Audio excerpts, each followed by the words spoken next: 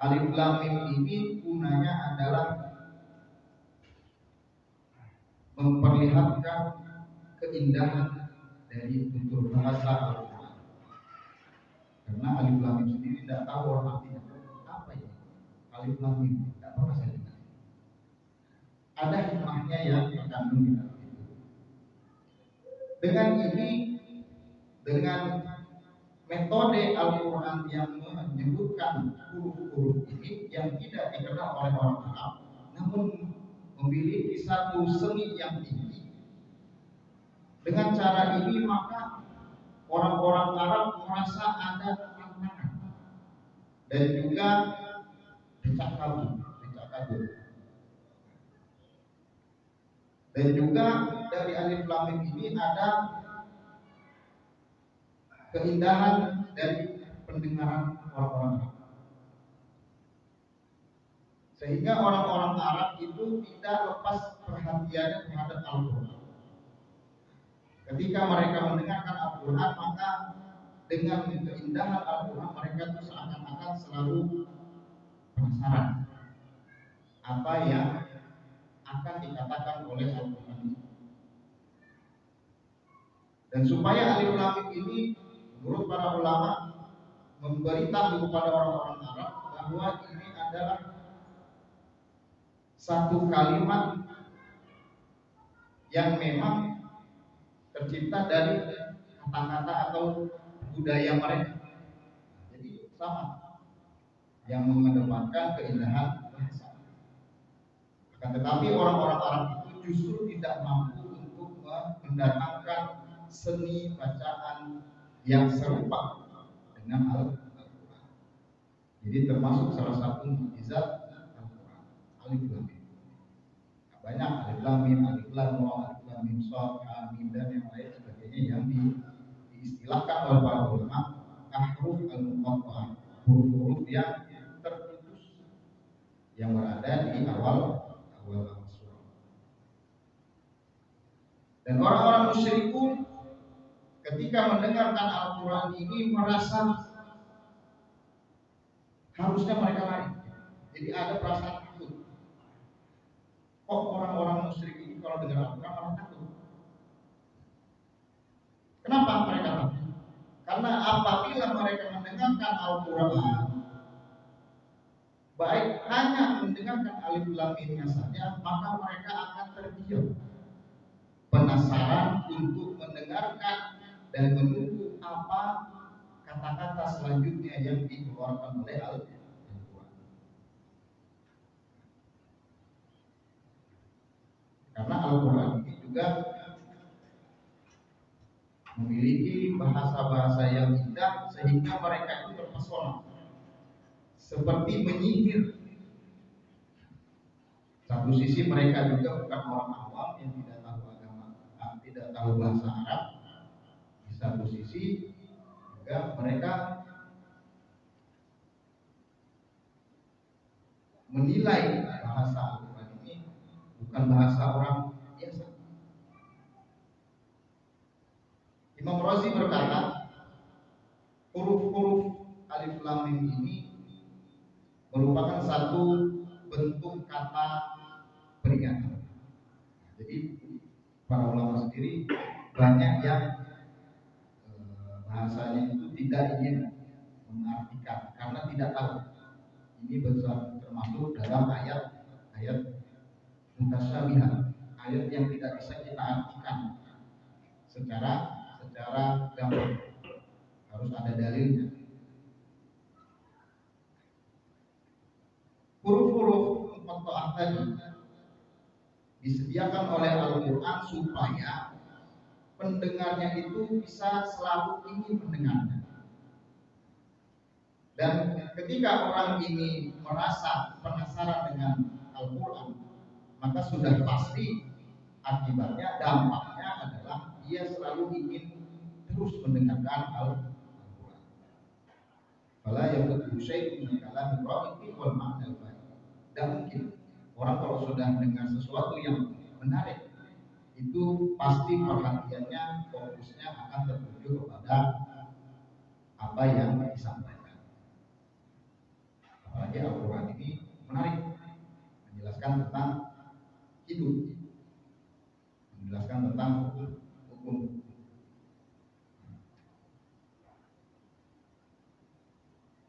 Dan di situ juga ada kaitan di antara huruf-huruf ini dan dengan hadis yang setelahnya dari Al-Quran. Kata Imam Ibnu Katsir bahwasanya setiap surah yang didahului oleh huruf-huruf muqatta'ah ini artinya itu adalah satu bentuk kebanggaan dari Al-Quran karena keindahannya itu tadi, dan juga sebagai penjelasan bahwasanya ayat yang disampaikan, yang didengar ini itu turunnya dari Allah dan tidak ada keraguan sedikit berdasarkan dari keindahan bahasa tadi. Kemudian di ayat selanjutnya, dzalikal kitabu la raiba fihi.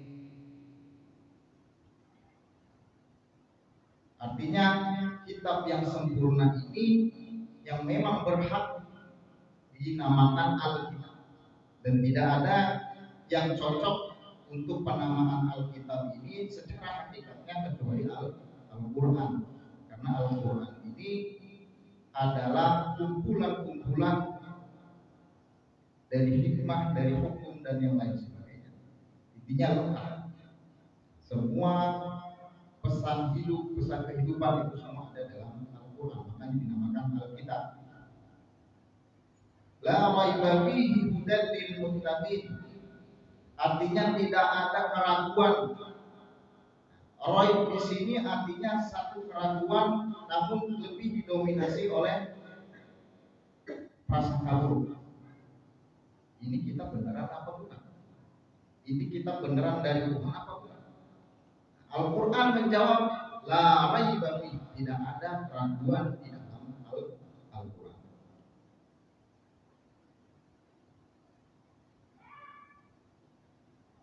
Karena Al-Quran itu tidaklah pantas, tidaklah sesuai dinamakan kitab suci jika dia masih memiliki keraguan, masih mengandung satu keraguan di dalamnya. Bagi orang-orang yang berakal sehat, artinya kalau orang yang akalnya tidak sehat, dia tidak percaya, dia ragu, berarti memang bukan faktor dari kitabnya, tapi dari orang-orang tersebut.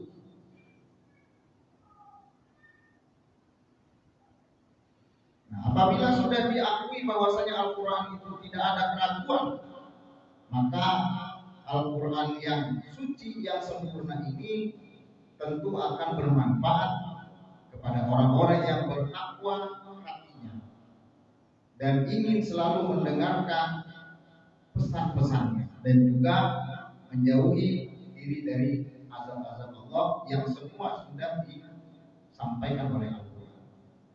Sebagaimana dalam firman Allah, "Qul huwa lil ladzina amanu hudan wa shifaa." Katakan ya Muhammad, bahwasanya Al-Quran itu hanya bagi orang-orang yang beriman dan orang-orang yang bertakwa, sebagai bentuk petunjuk dan juga sebagai obat. Jadi Al-Quran itu punya dua fungsi, sebagai petunjuk dan juga sebagai obat bagi orang-orang yang beriman. Walladzina la yu'minuna fi adhanihim waqrun wa huwa 'alaihim amah. Dan orang-orang yang tidak beriman kepada Al-Quran dan di dalam telinganya diibaratkan seperti ada penghalang, wa huwa 'alaihim amah, maka orang-orang tersebut itu pasti dibutakan oleh Allah dengan petunjuk-petunjuk yang ada di dalam Al-Quran. Dan inilah sifat yang sangat pas disematkan kepada Al-Quran dan hidayah yang ada dalam Al-Quran. Jadi tergantung atas orang-orang yang menerima. Jika orang itu beriman, tentu dia akan menerima Al-Quran dan menerima pesan-pesan yang terkandung di dalamnya. Nah, dari ayat ini juga hidayatul Quran atau hidayahnya Al-Quran ini, para ulama membagi 3 golongan yang mendapatkan pesan-pesan Al-Quran, yakni seperti yang kita ketahui, yang pertama orang yang mukmin, orang yang kafir, dan orang yang munafik. Nah, sedangkan dalam ayat ini yang pertama adalah alladzina yu'minuna bil ghaib, artinya yang beriman. Alladzina yu'minuna bil ghaibi wa yuqimuna sholata, yaitu orang-orang yang beriman kepada hal-hal yang gaib, wa yuqimuna sholat, dan orang tersebut juga melaksanakan sholat, wa mimma razaqnahum yunfiqun, dan dari apa yang diberikan rezeki kepada mereka, mereka gunakan untuk berinfak. Jadi ada 5, kata ulama di sini, ada 5 sifat bagi orang-orang muttaqin atau orang-orang mukmin pada golongan yang pertama yang disebutkan di dalam Al-Quran. Walladzina yu'minuna bima unzila ilaik, orang yang beriman kepada apa yang diturunkan kepada Allah, yang diturunkan Allah kepadanya. Wa ma unzila min qablik, dan mengimani apa yang turun sebelumnya, sebelum Al-Quran. Wabil akhirati hum yuqinun, dan dengan akhirat juga dia menjaganya. Sifat yang pertama, bahwasanya yang dinamakan oleh orang yang beriman dan orang yang bertakwa, mereka adalah orang yang mempercayai kepada Allah, Rasulullah, dan kitab-kitabnya dengan tasdiqan jaziman, dengan kepercayaan penuh. Bikulli ma ghaba an hawasihim, bahkan keimanan mereka itu sudah mencapai kepada hal-hal yang tidak mereka lihat secara kasat. Jadi tidak cuma yang mereka lihat, bahkan yang tidak dilihat. Dengan tasdik atau kepercayaan yang penuh. Dan hal tersebut tentu kita pahami adalah iman dengan Allah, iman dengan malaikat, dan iman kepada hari akhir. Alladzina yu'minuna bil ghaibi wa yuqimuna shalah. Kemudian sifat orang mukmin yang kedua yang dijelaskan dalam Al-Quran melalui ayat ini, bahwasanya orang mukmin itu adalah orang yang melaksanakan sholat di dalam waktu-waktunya dengan memenuhi segala rukun-rukun dan adab-adabnya serta kekhusyuan, dan juga menghadirkan Allah Subhanahu wa taala di dalam sholat. Hanya berarti. Jadi orang yang mukmin menurut Al-Quran adalah orang yang melaksanakan sholat dengan menunaikan semua ketentuan-ketentuan yang ada di dalam sholat, baik itu dari segi syariatnya maupun dari segi marifat dan hakikat. Syariatnya apa? Hukumnya harus benar, hukum-hukumnya harus pas, tidak ada yang ketinggalan, ya kan? Airnya pun air yang thahirun mutahhir, yang suci mensucikan. Semua syarat-syarat itu harus dipenuhi secara syariatnya. Kemudian secara hakikatnya bagaimana? Adabnya sholat, orang yang mukmin itu tentu menjaga adab-adab sholat. Wa khusyu'uha, dan khusyuknya sholat ini berarti. Orang mukmin kata Al-Quran adalah orang yang tidak hanya sekedar sholat, namun juga menjaga kekhusyuan sholat. Dan yang terakhir, ketika sholat, orang mukmin itu selalu menghadirkan Allah di dalam sholat. Ini berarti.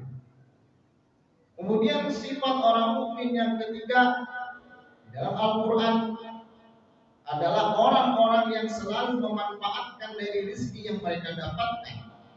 Kemudian mereka mengeluarkan dari rezekinya tersebut untuk berinfak. Bahkan di sini di dalam Al-Quran ini bahasanya dengan kata kerja, kalau dalam bahasa Arab fi'il mudhari', atau fiil kata kerja yang berkelanjutan, yang terjadi sekarang dan yang akan datang. Yunfikuna walladzina hum wa yuqimuna sholata wa mimma razaqnahum yunfiqun. Dan dari apa yang mereka diberikan rezeki padanya, mereka berinfak, mereka mengeluarkan sedekah.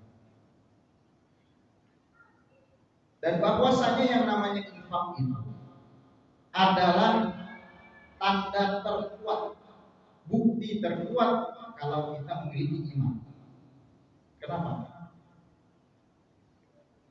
Iman dengan hal-hal yang gaib itu kan tidak terlihat. Secara kasat mata ketika kita mengeluarkan infak, tentu yang kita rasa adalah harta kita berkurang.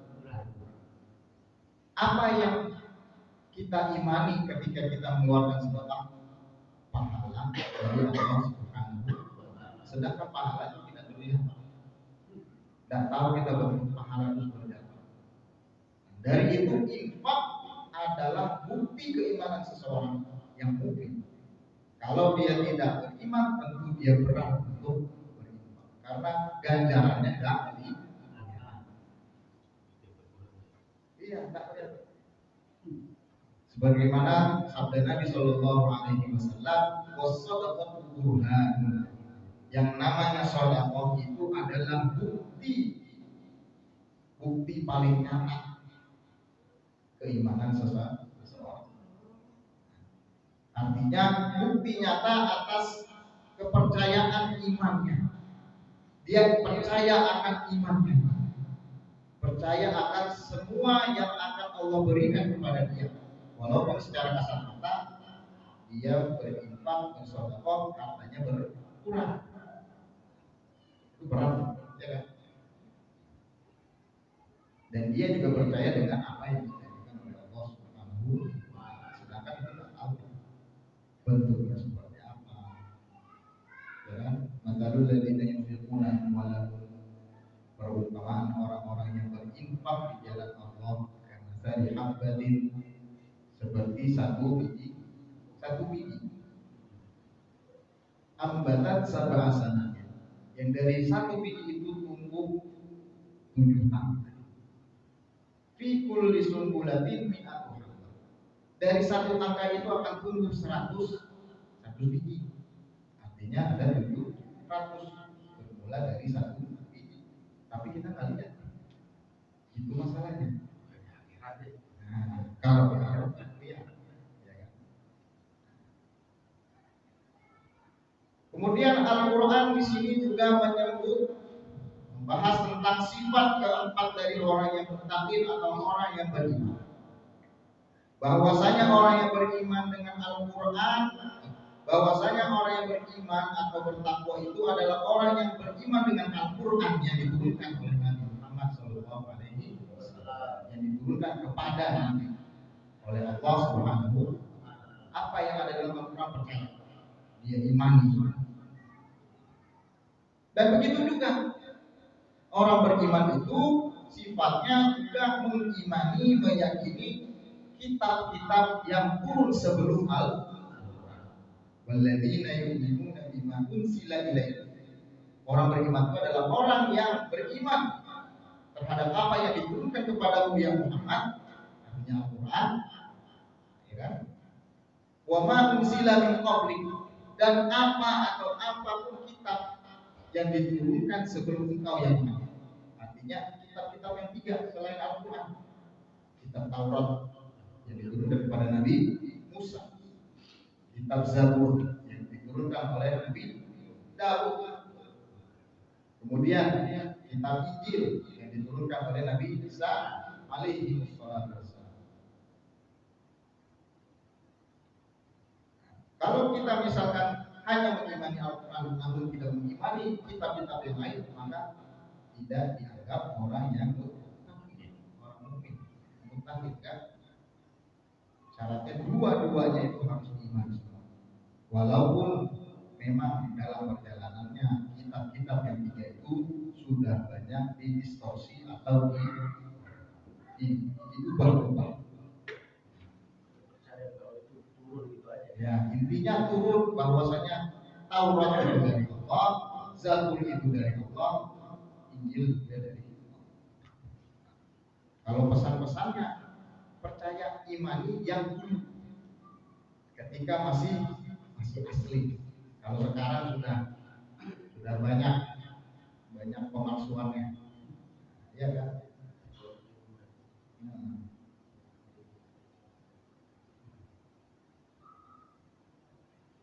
Kemudian yang terakhir, sifat yang dijelaskan Al-Quran,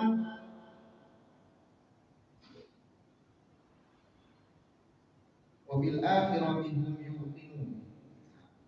Sifat kelima bagi orang-orang mukmin, orang muttaqin itu adalah bahwasanya orang mukmin itu selalu menjaga, selalu menerima tentang kejadian yang akan terjadi di dari akhir. Apapun yang akan terjadi pada hari kiamat itu semua diimani oleh orang beriman, orang mukmin dengan keyakinan yang sempurna. Jadi tidak ada ragu lagi. Dampaknya apa kalau kita percaya? Dampaknya itu apa kalau kita percaya secara mutlak, secara penuh terhadap akhirat? Dampaknya itu pasti kita lebih mengutamakan kehidupan akhirat dibanding dunia. Kita tidak hitung-hitungan lagi sama dunia. Selama masih kebutuhan terpenuhi itu sudah cukup. Sisanya pasti kita salurkan, kita utamakan demi akhirat kita. Itu.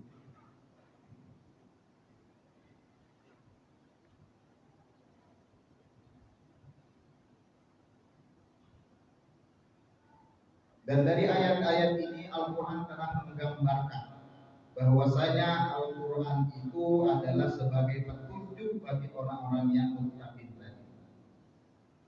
Bahwa dan juga orang-orang muttaqin itu selalu bersumber atau bersandar kepada Al-Quranul Karim. Nah, menurut pembahasan ayat yang ada dalam awal surah Al-Baqarah ini, setelah menjelaskan sifat-sifat dari orang-orang yang beriman, ulaika ala hudan mir rabbihim, dan yang mereka itulah orang-orang beriman tadi, orang-orang yang muttaqin tadi itu diberikan keimanan seperti itu karena mendapatkan hidayah dari Tuhan mereka. Wa ulaika humul muflihun, dan orang-orang itulah yang akan beruntung. Jadi dari 5 sifat itu aja insya Allah kita sudah dianggap sebagai orang yang beriman dan orang yang kelak akan beruntung di dunia dan di akhirat. Mungkin itu saja yang dapat saya sampaikan. Jika ada pertanyaan atau ada tambahan, mari sama-sama kita diskusikan. Sekian dari saya. Assalamualaikum warahmatullahi wabarakatuh. Silakan kalau ada yang mau nanya. Yang keenam kan nggak ada ya? Yang mana? Yang itu masih kodok yang buruk, yang jelek, yang baik, yang buruk itu. Jadi nggak termasuk ya? Jadi enggak. Kalau ini kan karena kita ngikutin ayatnya itu tadi. Jadi kan dari kita belum lebih dari muttaqin sebagai petunjuk orang muttaqin. Siapa orang muttaqin itu? Alladzina yu'minuna bil ghaib, itu orang yang percaya dengan hal-hal gaib. Kedua, wa yuqimunas shalah, orang yang mendirikan sholat seperti yang tadi dijelaskan. Wa mimma razaqnahum yunfiqun, ketiga, orang yang menginfakkan apa yang sudah diberikan oleh Allah kepadanya. Yang keempat, walladzina yu'minuna bima unzila ilaika wa unzila min qablik, orang yang beriman dengan Al-Quran dan kitab-kitab yang turun sebelum Al-Quran. Yang kelima, wa bil akhirati hum yuqinun, dan dengan hari akhirat dia menjaga diri, waspada. Ulaika ala hudan mir rabbihim, orang itulah yang mendapatkan petunjuk dari Tuhannya. Wa ulaika humul muflihun, dan orang-orang itulah yang akan beruntung. Mudah-mudahan kita jadi orang beruntung semua. Kita dan keluarga kita dan anak cucu kita semua jadi orang-orang yang beruntung dunia dan akhirat. Nah, nanti kalau sudah selesai ini, baru nanti pembahasannya orang-orang kafir. Ayatnya, rentetan ayatnya, innalladzina kafaru, sesungguhnya orang-orang kafir, ya kan? Nanti dijelaskan di insyaallah ya. Habis orang kafir baru orang munafik. Nah, menariknya justru yang banyak bukan orang yang mukmin dan orang kafir, justru orang munafik. Jadi beberapa ayat selanjutnya nanti yang panjang itu justru pembahasan orang munafik. Artinya apa? Orang munafik ini lebih celaka daripada orang kafir. Hati-hati kita. Hati-hati kita. Iya. Orang muslim tapi hatinya kafir. Kelihatannya muslim.